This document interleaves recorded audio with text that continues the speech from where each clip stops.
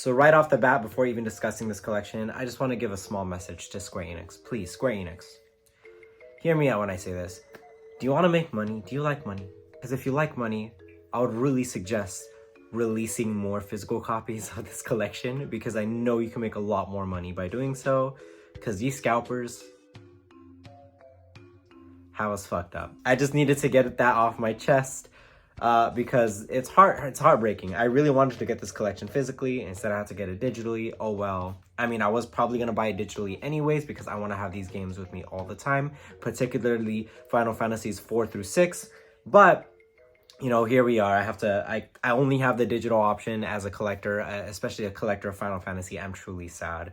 And we're not here to talk about me complaining about the Pixel Remaster physical collection being out. We're just here to hear me talk about the Pixel Remaster and my thoughts on it. Just me as a fan, what do I think of this Pixel Remaster? Do I have any problems with it? Do I agree with most other people when they say that, you know, there's actually a big consensus that is saying that, hey, this is actually not the best version of these games. And some people are saying, like, this is absolutely the best version. What are you talking about? Where do I stand? I could totally do the YouTuber thing and say, oh, I stand somewhere in the middle. I honestly don't. I really stand towards the, like, this is the best version of these games, with the exception of Final Fantasy 4 and Final Fantasy 3 on the DS. Those had a very unique version that actually stayed pretty true to the original games. For the most part, you know, these games really stood the test of time. And it just happened to be that Final Fantasy 4 had an amazing remake on the Nintendo DS. If you guys get a chance to play that, I would still recommend it. For me personally though, if I'm ever going to go back to Final Fantasy 1, 2, 3, 5, and 6, I'm going to go to this collection, because I think this collection is absolutely amazing. If you are interested in the Final Fantasy series and you're curious on where to start, I honestly would find this collection to be a really great place to start, particularly Final Fantasy 4, 6, maybe even, you know, something like Final Fantasy 1 if you really want to go there just to see where the series roots started and you wanted a very classic experience, you can go for that. For me personally, I would recommend starting off on 4 and 6, or 6. You can't go wrong with either. Those are like just the best starting points for Final Fantasy for me personally, and they're in this collection, remastered with a bunch of really nice tweaks to them that make them very easy to play. And I'm about to go into all my favorite changes, but when going through this collection just made me realize like how much easier these games are to play nowadays, especially for this new generation that just wants to experience the series for the first time, right? So one thing I really do love about this collection, and it's not something I feel like is talked about enough, and it's probably one of my favorite things about this collection, is that they preserve most of the original intent from the original artists of these games. Now, what do I mean by that?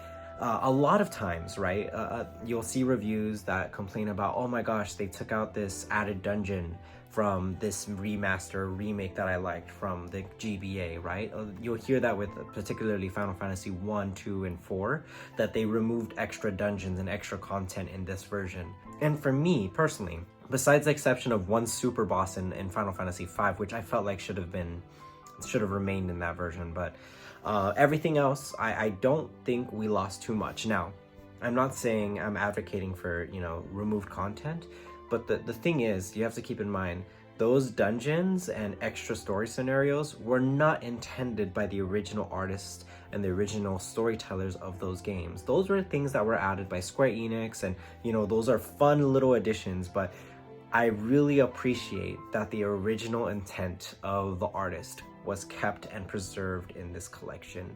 Original intent of the artist is really important to me personally, and that's something that you get with this collection for the most part, right? Even when you go down to balancing for the games, they try not to change the battle systems too much. A lot of people, for example, have a problem with Final Fantasy II's battle system, right? Because they don't like the way that you level up and stuff. They changed a few things for sure. I'm not gonna deny that it's a completely like one for one like the game, like the original NES version, but they didn't change too much. I'm very much in favor of that decision, even down to like maybe the pixel art, right? The pixel art is also more close to the original designs than say the new ones that came on like the PSP or Game Boy and stuff like that. So I just really love that they preserved as much of the original content as possible while still remastering them, if that makes sense. So that's something I really love about this collection. Now let's talk about the graphics, because I did mention them. They are stunning. Playing this on my TV has been a blast, because every time I've played some of these games, they've always been on handheld systems, which is not bad. I have nothing against that, but just being able to play this on a TV makes me feel like I grew up in the NES and Super Nintendo era, and that makes me like a little giddy. Man, that's so fun, like to experience the improved graphics and seeing everything in full resolution, having the extra space. And they do actually utilize the space. For those that are wondering, they actually take the time to, you know, put extra maps and extra UI elements. So it's not just like extra stretched out space. You actually get that extra space that's utilized with this version, and I really do appreciate that. So a couple other small tweaks that they added gameplay wise, there's diagonal travel, which doesn't sound like a big deal, but honestly it's kind of nice. I honestly didn't like, I played the original, you know, remasters for mobile, and there was like a diagonal movement, but that never felt natural. If you know what mobile versions I'm talking about, you guys will know. Like, it's kind of like, I didn't hate the art style that they chose. I understand the idea that they were going with it, but this pixel remaster just looks so much better. And I really like the fact that you can do diagonal travel, and that they found a way to make it feel natural. I don't know how else to explain it. Maybe it's because I'm actually playing with like touch controls, but not touch controls, I'm sorry, physical buttons instead of touch controls. So that could be it, but I really like the way this feels, diagonal travel. It makes it a lot faster to get to certain areas too, and it kind of cuts the encounter rate. Not that the encounter rate really matters, because you could turn encounters on and off. That's another nice feature. It's kind of nice that I don't feel pressure to like backtrack in a dungeon, because sometimes I'll get in a certain point in a dungeon where I'm like, oh, I want to check out that other room, but I don't want to fight like 6 enemies on the way. Now I don't even have to worry about that. Now I can actually have, okay, like let me actually check that other room and then come back, and I'll turn the encounters back on. You do have to have encounters on to some extent, because you need to level up some way, right? But even then, there's another added feature where they let you double or quadruple the experience you have. Now there is also another option for those that just want to do a no experience run. This is amazing, because they actually started doing this with the Kingdom Hearts remasters. And they would actually have this option that you turn off experience. So for those of you that wanted a challenge in the game, you have that option. You can actually turn off experience, get no experience, be level 1 throughout the entire game, and just try to beat it that way. It's not something I would do. There's a very niche audience that does that, and they love doing that. It's not for me, but it's just nice that they listen to the fans and have that option for them. It makes this version, it's just nice that they listen to fans for this kind of stuff.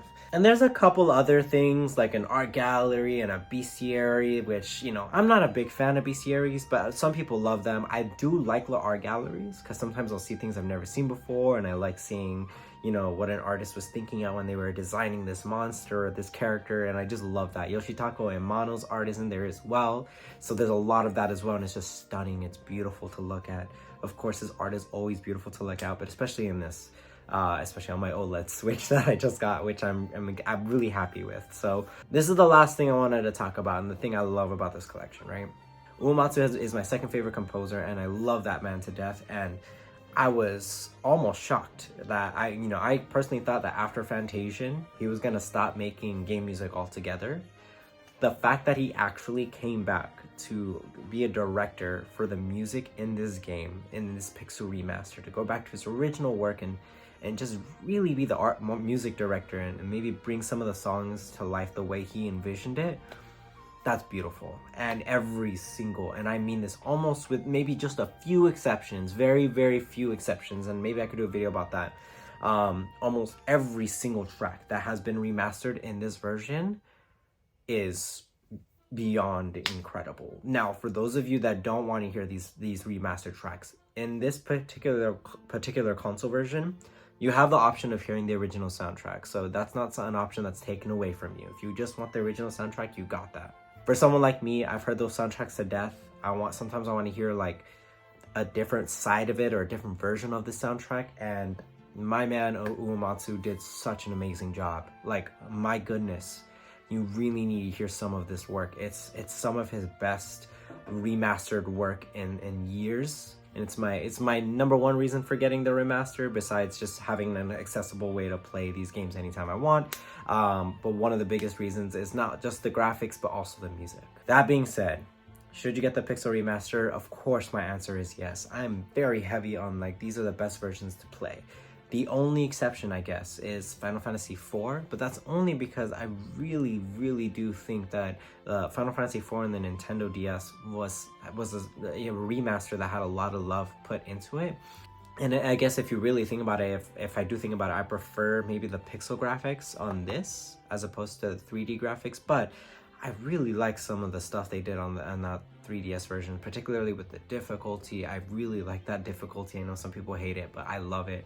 That all being said, I hope you guys take the time to go through this collection. But if you are strapped for cash and you don't know if you want to invest yourself in all of these games, play Final Fantasy 6 and 4. If you like those games, buy the rest, for sure. But I genuinely do believe all of these games are worth their price tags, not just for the work that was put into the remaster them, but also just because it's some of gaming history and some of my favorite games of all time. Like Final Fantasy VI is my 5th or 6th favorite game of all time. I really need to go back and forth between that one and Kingdom Hearts 2 from time to time, but Final Fantasy VI is an amazing game. That alone is worth like $17, which is what they charge for it individually. That's an insane deal for me personally, for one of the best games of all time. So the fact that it's that cheap to me is like a steal. So if you can at least get Final Fantasy 4 and 6, get those, play them. If you like them, play the rest. That being said, guys, thank you for your time today. I hope to talk to you soon, and take care.